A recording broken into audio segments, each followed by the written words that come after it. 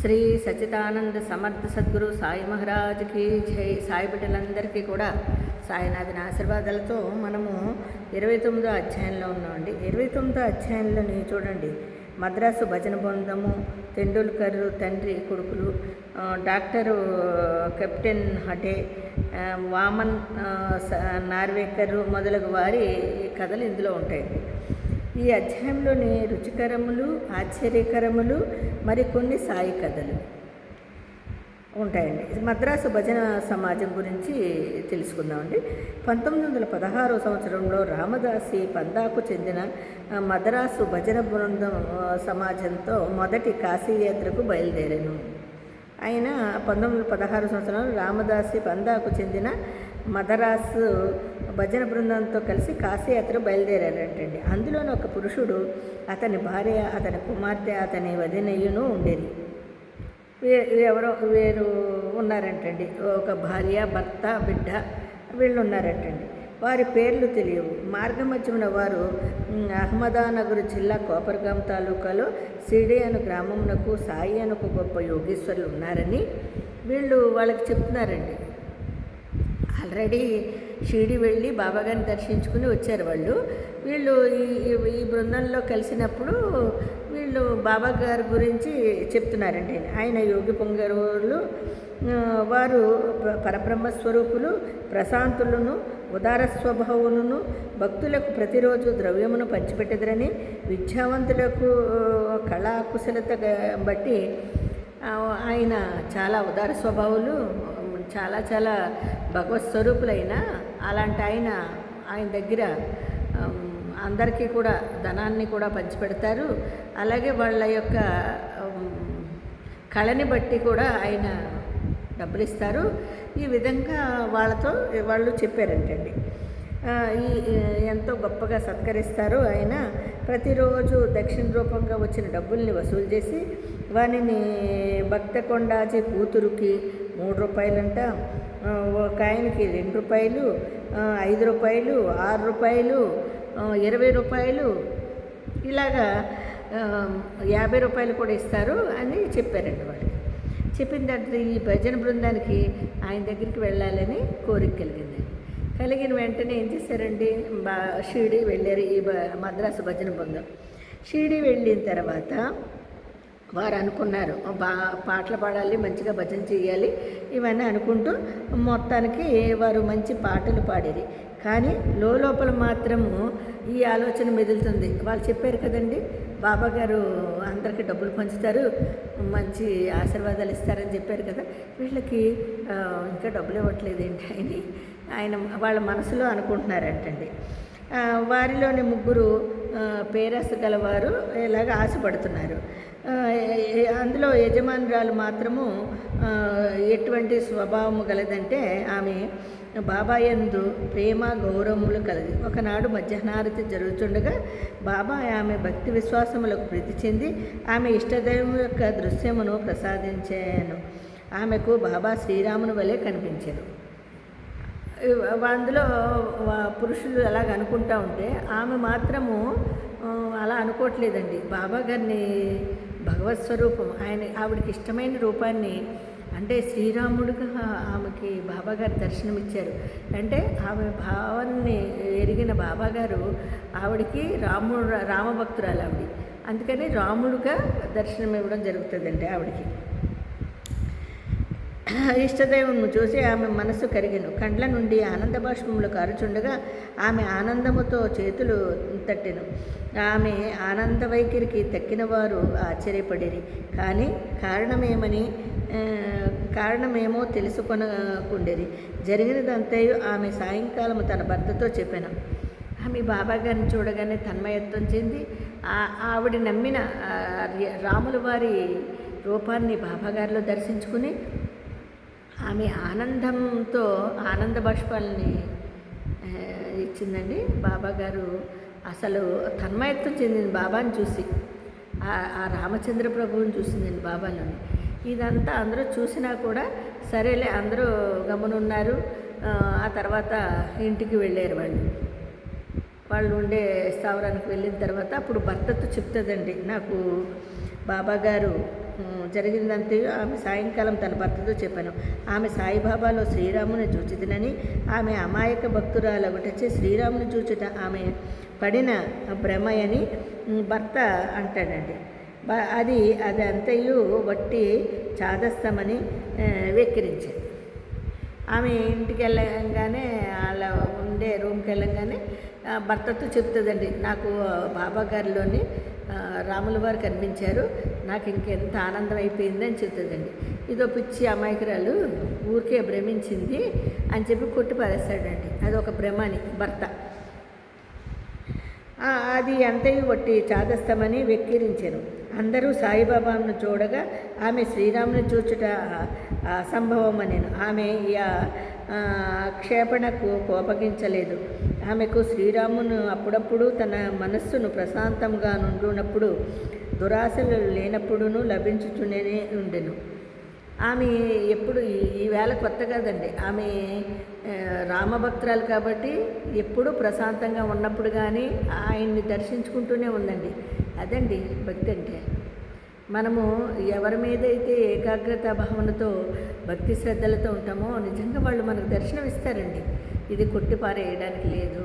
భర్త కదా అని చెప్పిందండి ఆమె భావాన్ని, కానీ ఆయన అర్థం చేసుకోండి ఎగతాళిగా మాట్లాడాడు. ఆయన మాట్లాడినా కూడా ఆమె ఏమనుకుందండి, నొప్పిబడలా, ఏమంది ఓహో అనుకుంది. కానీ ఆవిడికి మాత్రము రాముల వారు దర్శనమిచ్చారు, అలాగే బాబాగారి రూపంలో. ఆశ్చర్యకరమైన దర్శనము ఈ ప్రకారముగా జరుగుచుండగా ఒకనాటి రాత్రి భర్తకు ఒక అద్భుతమైన దృశ్యము ఈ విధముగా కనబడెను. ఆవిడ చెప్పంగానే బాబాగారు ఇలాగ నాకు రాముల వారిగా కనిపించారంటే ఎగతాళిగా మాట్లాడాడు కదండి. అతనికి స్వప్నంలో బాబాగారు ఒక స్వప్నాన్ని ఇచ్చారంటండి. అది ఈ విధముగా ఉంది. అతడు ఒక పెద్ద పట్టణంలో నుండెను. అక్కడ పోలీసులు తనను బంధించిరి. తాడుతో చేతులు కట్టి ఒక పంజరమున బంధించిరి.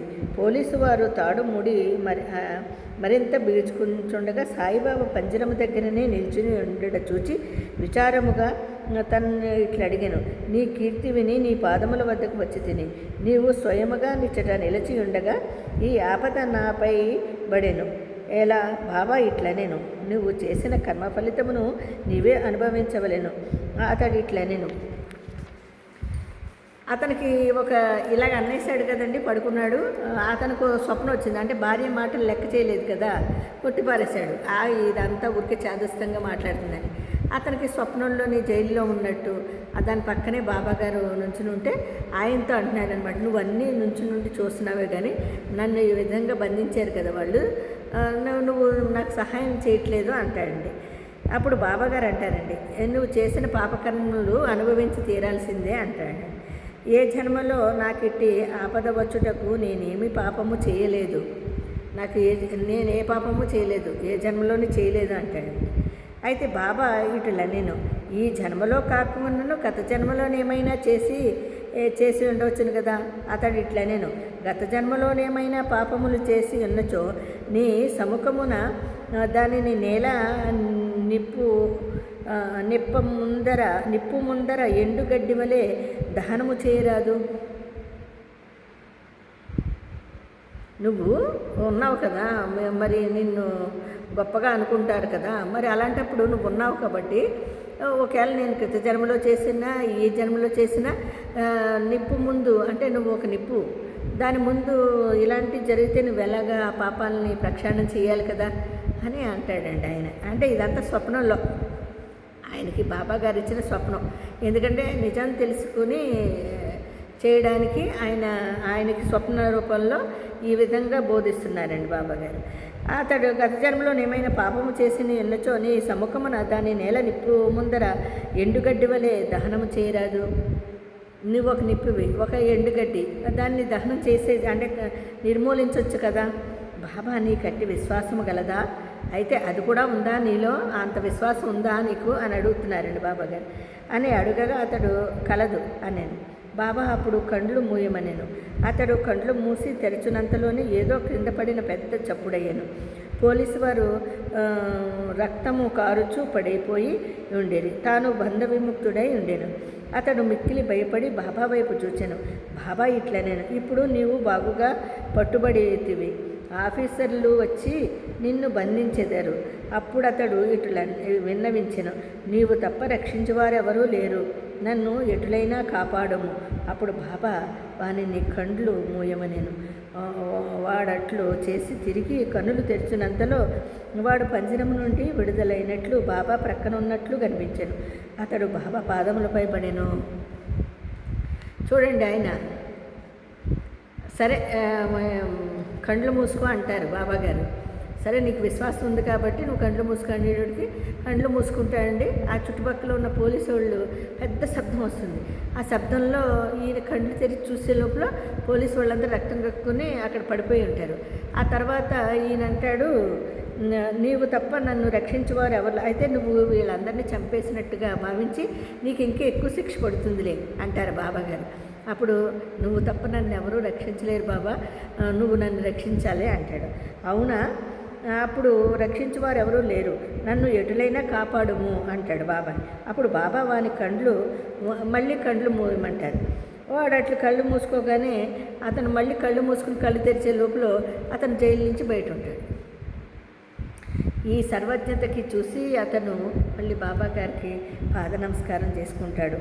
అప్పుడు బాబాగారు చూడండి, బాబా ఇట్లా అంటారండి, ఈ నమస్కారమునకు ఇంతకు ముందు నమస్కారమునకు ఏమైనా భేదమున్నదా? అతను ఈ విధంగా జరిగిన తర్వాత బాబాగారు పాదాల మీద పడతాడు కదా, మరి అప్పుడు బాబాగారిని లెక్క చేయలేదు కదా అతను. ఈ విధంగా బాబాగారు ఏమంటారు, అయితే సరే నువ్వు అంతకుముందు దానికన్నా ఇప్పుడు చేసిన నమస్కారానికి భేదం ఉందా అని అడుగుతారు. అప్పుడు అతను అంటాడండి, బాగా ఆలోచించి చెప్పు అంటారు. అతను ఇట్లా, నేను కావలసినంత భేదము కలదు.